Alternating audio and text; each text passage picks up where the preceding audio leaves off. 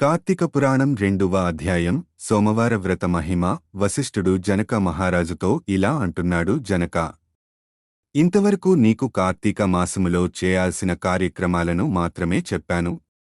అయితే కార్తీక మాసంలో సోమవారాలకు ప్రత్యేకత ఉంది.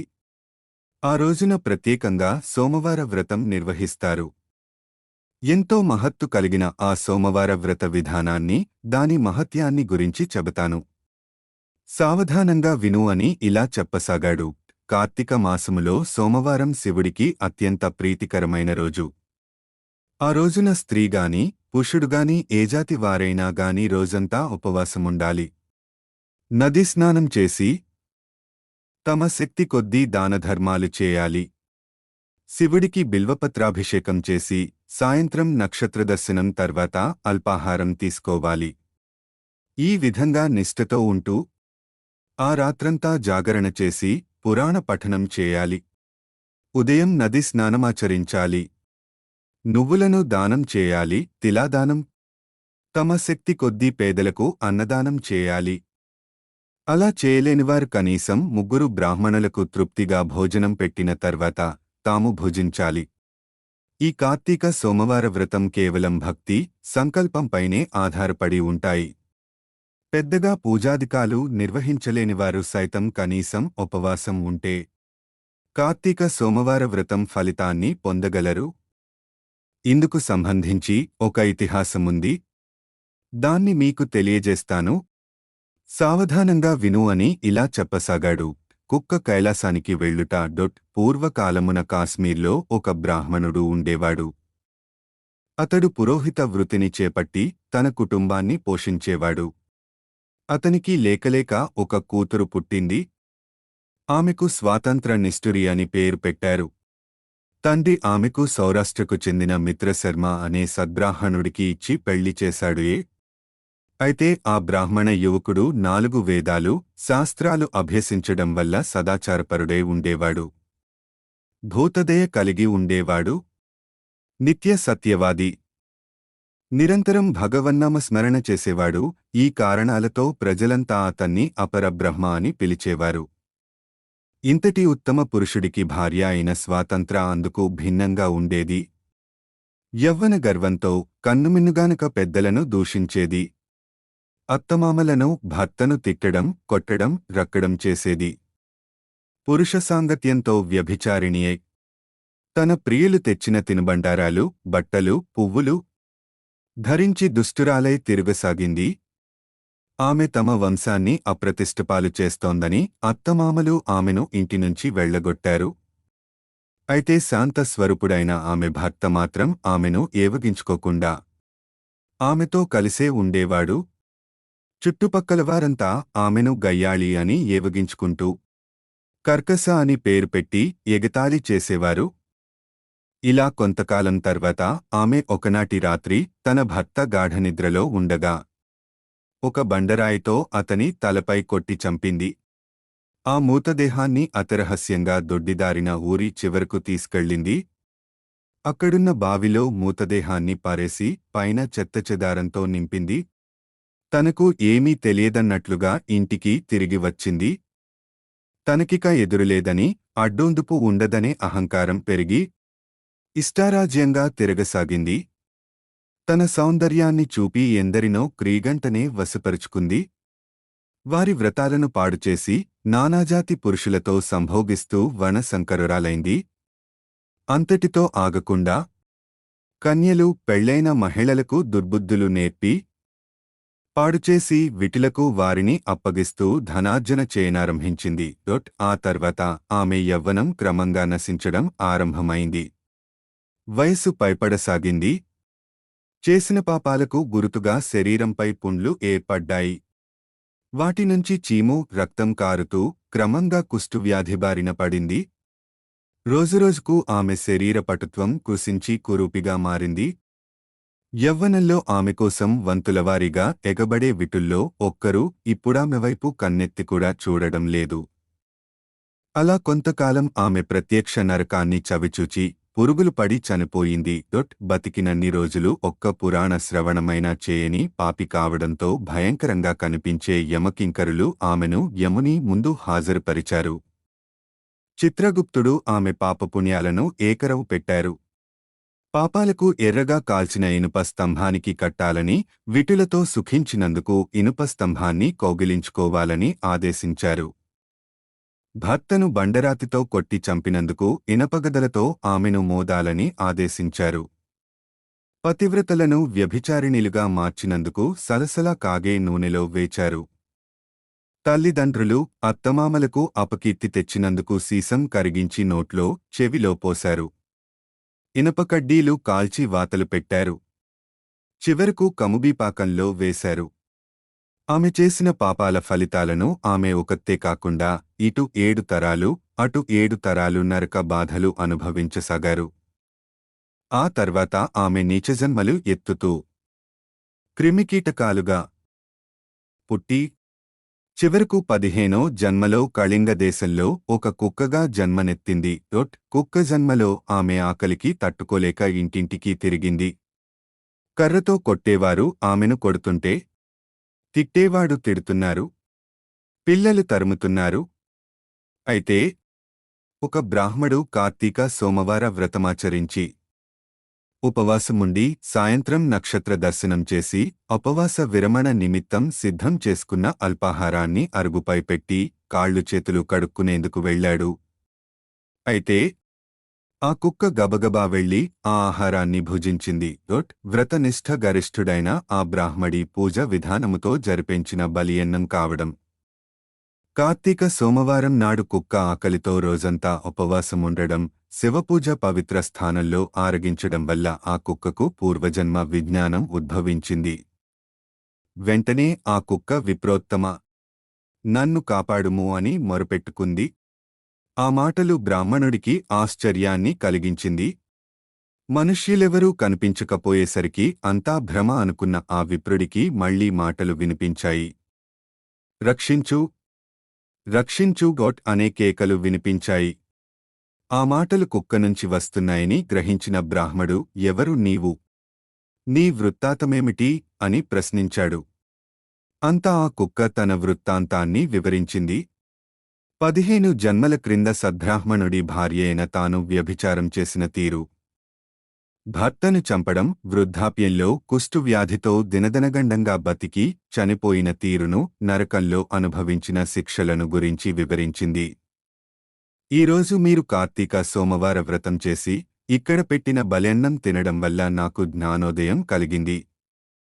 కాబట్టి ఓ విప్రోత్తమ, నాకు మహోపకరంగా మీరు చేసిన కార్తీక సోమవార వ్రత ఫలమొక్కటి ఇచ్చి నాకు మోక్షం కలిగించు అని ప్రార్థించింది.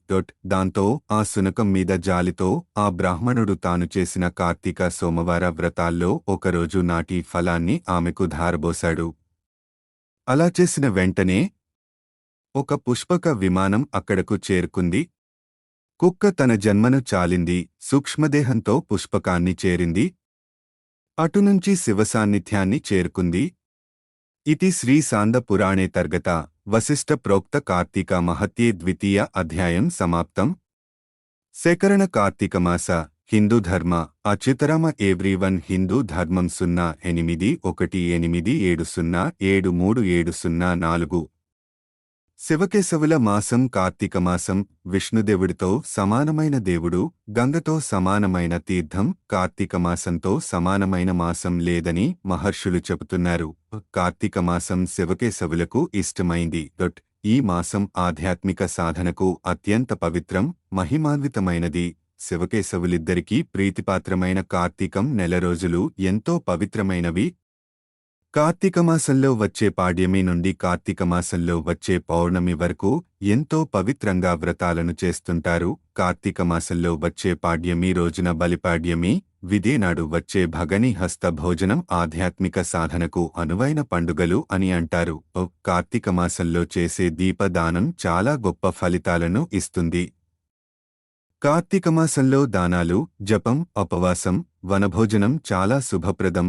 కార్తీక మాసంలోని మొదటి రోజు నుండి సూర్యోదయానికి ముందే నదీ స్నానం చేయడం శ్రేష్టమైనది. కార్తీక మాసంలో సూర్యోదయానికి ముందే నిద్రలేచి చన్నీళ్లతో స్నానం చేసిన తరువాత సూర్యాస్తమయం తరువాత సంధ్యాదీపం పెట్టడం, తులసి పూజ, గౌరీ పూజ చేయడం ఈ మాసంలోని ప్రత్యేకతలు. కార్తీక మాసంలో కార్తీక శుద్ధ నవమిని అక్షయ నవమిగా, తరువాత వచ్చే ఏకాదశిని ఉత్థాన ఏకాదశి అని, కార్తీక శుద్ధ ద్వాదశి రోజును క్షీరాబ్ధి ద్వాదశి అని, కార్తీక శుద్ధ త్రయోదశి రోజున స్వయంభువ మన్వంతరం ప్రారంభమైందని అంటారు. కార్తీక శుద్ధ చతుర్దశిని మహాకార్తీ అని కూడా అంటారు. అలాగే కార్తీక పౌర్ణమి రోజున గౌరీ వ్రతం, కార్తికేయ దర్శనాలు చేసుకుంటారు. కార్తీక బహుళ ఏకాదశి రోజున బోధన ఏకాదశి వ్రతాన్ని చేస్తారు. కార్తీక మాసంలో ఎటువంటి మంచి పని చేసినా కార్తీక దామోదర ప్రీత్యర్థం అని ఆచరించాలని శాస్త్రోక్తి. శరదృతువులో నదీ ప్రవాహంలో ఔషధాల సారం ఉంటుంది. అగస్త్య నక్షత్రం ఉదయించడం వల్ల దోషరహితమైన శరదృతువులోని పవిత్ర జలాన్ని హంసోదకం అని అంటారు. కార్తీక మాసంలో మానసిక శారీరక రుగ్మతులను తొలగించి ఆయుష్షు, ఆరోగ్యాన్ని ప్రసాదించే ఉషోదయ స్నానం ప్రముఖమైనది. పైత్య ప్రకోపాలను తగ్గించడానికే హంసోదక స్నానం. సూర్యోదయానికి ముందే నదిలో ఉదరభాగం మునిగేలా స్నానం ఆచరిస్తే ఉదర సంబంధమైన వ్యాధులు నయమవుతాయని పండితులు చెబుతున్నారు. అలాగే కార్తీక మాసం సూర్యోదయానికి పూర్వమే విష్ణు సన్నిధిలో విష్ణు కీర్తనలు గానం చేస్తే వేలగోవుల దానఫలం, కీర్తనలకు వాయిద్యం వాయించేవానికి వాహపేయ యజ్ఞఫలం, నాట్యం చేసేవానికి సర్వతీర్థ స్నానఫలం, అర్చన ద్రవ్యాలను సమర్పించివానికి అన్ని ఫలాలు, దర్శనాదులు చేసేవారికి ఫలాలలో 6వ వంతు ఫలం లభిస్తుంది. సూర్యోదయకాలంలో నిద్ర మేల్కొని విష్ణు, శివాలయాలలో భగవంతుని ధ్యానం, స్తోత్రం, జపం చేయడం వల్ల వేల గోవులను దానం చేసిన ఫలం లభిస్తుంది. విష్ణు, శివాలయాలు లేని ప్రదేశాలలో, ఇతర దేవాలయాలలో, లేకపోతే రావి చెట్టు మొదట్లో గాని తులసివనంలో గాని ఉండి భగవత్ స్మరణ చేయాలి. ముఖ్యమైన సూచన ఏమిటంటే తడిబట్టలతో దీపారాధన చేయకూడదు. అలాగే శివకేశవులకు ప్రీతికరమైన ఈ మాసంలో స్త్రీలు తులసి చెట్టు ముందు ప్రతిరోజూ దీపాలు వెలిగించి భక్తి శ్రద్ధలతో పూజ చేయాలి. తులసిలో సర్వతీర్థాలు ఉన్నాయని అంటారు. యన్ములే సర్వతీర్థాని యన్మధ్యే సర్వదేవతా యదగ్రే సర్వవేదాశ్చ తులసి త్వాం నమామ్యహం అని శ్లోకం చదువుతూ భక్తితో తులసికి నమస్కరించాలి. కార్తీకమాసంలో కృత్తికలో చంద్రుడు పూర్ణుడై ఉంటాడు కాబట్టి చంద్రుని అనుగ్రహం పొందడానికి అభిషేక ప్రియుడు అయిన పరమేశ్వరుని ఆరాధించాలి. కార్తీకమాస సోమవారాలు శివుడికి ప్రీతికరమైన రోజు సోమవారం. అందులోనూ శివకేశవులకు ఇష్టమైన కార్తీకమాసంలోని సోమవారాలు స్నాన జపాలు ఆచరించేవారు 1000 అశ్వమేధాల ఫలాన్ని పొందుతారు. కార్తీకమాస సోమవారాల్లో 6 రకాల వ్రత విధి ఉంది. అవి ఉపవాసం. శక్తి ఉన్నవారు కార్తీక సోమవారం రోజున పగలంతా ఉపవాసంతో అభోజనం గడిపి సాయంకాలం శివుడికి అభిషేకం చేసి నక్షత్ర దర్శనం తరువాత తులసితీర్థం మాత్రమే సేవించాలి. ఏకభుక్తం. ఏకభుక్తం అంటే ఒక్కసారి మాత్రమే భోజనం చేయాలన్నమాట. ఉదయం స్నానం చేసి దాన తపం జపాలు చేసిన తరువాత మధ్యాహ్నం పూట భోజనం చేసి రాత్రి శైవతీర్థమో తులసి తీర్థమో మాత్రమే తీసుకోవాలి. నక్తం పగలు అంతా ఉపవాసం ఉండి రాత్రి నక్షత్ర దర్శనం తరువాత భోజనం కాని ఉపాహారం కాని స్వీకరించాలి. అయాచితం.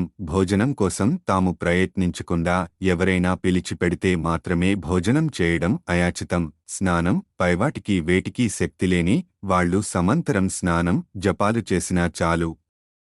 తిలదానం మంత్ర జపవిధులు కూడా తెలియనివాళ్లు కార్తీక సోమవారం రోజున నువ్వులను దానం చేసినా సరిపోతుంది. పైన పేర్కొనబడిన వాటిల్లో ఏది చేసినా సోమవార వ్రతం చేసినట్లే అవుతుంది అని పురాణాల ద్వారా తెలుస్తోంది. పరమశివుడి కుమారుడైన కుమారస్వామిని కృత్తికలు పెంచడం వల్ల వారి పేరుతో ఉన్న కార్తీకమాసం అంటే పరమశివుడికి కుమారస్వామిని కృత్తికలు పెంచడం వల్ల వారి పేరుతో ఉన్న కార్తీక మాసం అంటే పరమశివుడికి మహాప్రీతి. గళకంఠుడైన పరమశివుడు తమోగుణం స్వభావాన్ని చంద్రుడు మాత్రమే హరించగలడు. అందుకే ఈ నెలలో సోమవారానికి ప్రత్యేక ప్రాధాన్యం ఉంది. కార్తీక మాసంలో పాడ్యమి నుంచి కార్తీక వ్రతం ప్రారంభించాలి. దామోదరుడైన పద్మనాభుడైన మహావిష్ణువు ను ఉద్దేశించి దీన్ని చేయాలి. ఈ తులామాసంలో గోష్పాదమంత జలప్రదేశంలో కూడా అనంతసేనుడు అయిన శ్రీ మహావిష్ణువు నివసించి ఉంటాడు. నదులు, చెరువులు, బావులు, గుంటలలో స్నానాలు చేసి దేవతలకు, ఋషులకు, పితరులకు తర్పణాలు చేయాలి. త్రేతాయుగం కార్తీక శుద్ధ నవమి రోజున ప్రారంభం అయినట్లు పంచాంగాల ద్వారా తెలుస్తోంది. కార్తీకమాసంలో కృత్తికా నక్షత్రం, గురుగ్రహం, సోమవారం కలిసి వస్తే దాన్ని పరమ పవిత్రమైన రోజుగా గుర్తించాలి అని వేదం చెబుతుంది. శ్రీ మహావిష్ణువును నక్షత్ర పురుషుడిగా ఆరాధించే సంప్రదాయం కూడా ఉంది. ఈ నక్షత్ర పురుషుని వర్ణన విశ్వాంతరాళపు నక్షత్రసీమలను పురుషాకారంగా వర్ణించిన తీరుకు రూపకల్పన అనిపిస్తుంది. నక్షత్ర పురుషునికి కృత్తికలు కటి, నడుము స్థానంగా, మూలా నక్షత్రం పాదాలుగా, రోహిణీ నక్షత్రం తొడలుగా, అశ్విని నక్షత్రం మోకాళ్లుగా ఉన్నాయి. కాగా పూర్వాషాఢ నక్షత్రం, పురుషాఢ నక్షత్రం, ఫల్గుని నక్షత్రాలు మర్మస్థానాలుగా, భాద్రపద నక్షత్రాలు భుజాలుగా, రేవతి నక్షత్రం కుక్షిగా, అనురాధ నక్షత్రం వక్షస్థలంగా, విశాఖ నక్షత్రం ముంజేతులుగా, హస్తచేతులుగా, పునర్వసు నక్షత్రం వేళ్లుగా, జ్యేష్ఠ కంఠంగా, పుష్యమి నక్షత్రం ముఖంగా, భరణి నక్షత్రం శిరస్సుగా మారిపోయాయి. కార్తీక స్నాన సంకల్పం. సర్వపాపహారం పుణ్యం స్నానం కార్తీక సంభవం. నిర్విఘ్నం కురుమే దేవా దామోదర నమోస్తుతే అనుకుంటూ ఆచమనం చేసిన తరువాత సంకల్పం.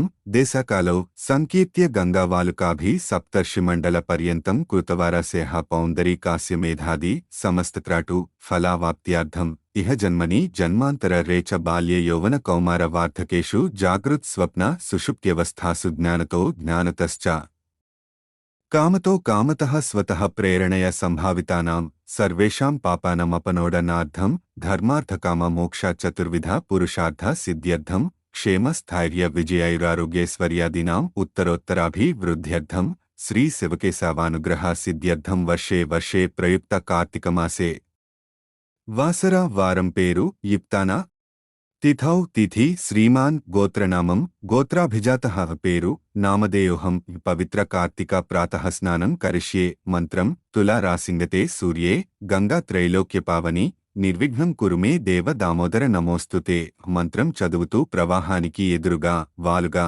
తీరానికి పరాజ్ముఖంగా స్నానం చేసి కుడిచేతి బొటనవేలితో నీళ్లను తీసుకుని 3 దోసిళ్ల నీళ్లు తీరం వైపు చల్లి తీరం చేరుకొని కట్టుబట్టల కొనలను నీళ్లు కారిపోయేలా పిండాలి. దీన్నే యక్షతర్పణం అని అంటారు. ఆలయానికి వెళ్లి శివుడు లేదా విష్ణువుకు అర్చన చేసి ఆవునేతితో దీపారాధన చేయాలి. తరువాత స్త్రీలు తులసి మొక్కని, దీపాన్ని, పురుషులు కాయలు ఉన్న ఉసిరి కొమ్మను, దీపాన్ని బ్రాహ్మణులకు దక్షిణతో దానం చేయాలి. కార్తీక మాసంలో ముఖ్యమైన పండుగలు 2. దానిలో 1 క్షీరాబ్ధి ద్వాదశి కొమ్మ, 2వది కార్తీక పౌర్ణమి. కార్తీక పౌర్ణమి రోజున దీపాలు తప్పనిసరిగా వెలిగించాలి. ఉసిరికాయల మీద వత్తులు పెట్టి దీపాలు పెడతారు. నదులలో దీపాలను వదలటంతో పాటు పండితులకు దీపదానం చేయడం మంచి ఫలితాన్ని ఇస్తుంది. కార్తీక పౌర్ణమి రోజున కృత్తికా శివయోగం అనే పూజా విధానాన్ని కొన్ని ప్రాంతాలలో చేస్తారు. మరికొన్ని ప్రాంతాలలో శివాలయాల దగ్గర జ్వాలాతోరణం నిర్వహించి శివారాధన చేసి పాడి పంటలను రక్షించమని కోరుకుంటారు. జ్వాలాతోరణం అంటే కార్తీక పౌర్ణమి రోజున గడ్డిని తోరణాలుగా చేసి శివాలయంలో మంట వేసి పార్వతీదేవి విగ్రహాన్ని 3 సార్లు ఆ మంట కిందుగా తిప్పుతారు.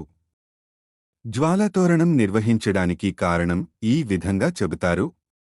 దేవతలు రాక్షసులు సముద్రమథన చేసిన సమయంలో హాలాహలం వచ్చినప్పుడు పార్వతీదేవి పరమశివుణ్ణి ప్రార్థించి మింగవలసిందిగా ప్రార్థించిన సందర్భంలో ప్రజారక్షణ చేసినందుకు సంకేతంగా జ్వాలాతోరణం జరుపుతారట. ఉదయం పూట శ్రీహరి పూజ, సంధ్యావేళ శివారాధన, దీపాల అలంకరణ, ఆకాశ దీపాలు పెట్టడం సంప్రదాయంగా వస్తున్నది. దీపదాన మంత్రం సర్వజ్ఞానప్రదం దీపం సర్వసంపత్ శుభావహం. దీపదానం ప్రదాస్వామి శాంతిరస్తు సదా మమ జ్ఞానం సంపదలు శుభాలను కలిగించేదైన దీపదానాన్ని చేస్తున్నాను. దీనివల్ల నాకు నిరంతరం శాంతి సుఖాలు ఏర్పడుగాక అని చెబుతూ పిండితో సహా ఆ దీపాన్ని బ్రాహ్మణుడికి దానం చేయాలి. ఓం నమః శివాయ. ఓం కార్తీక దామోదరాయ.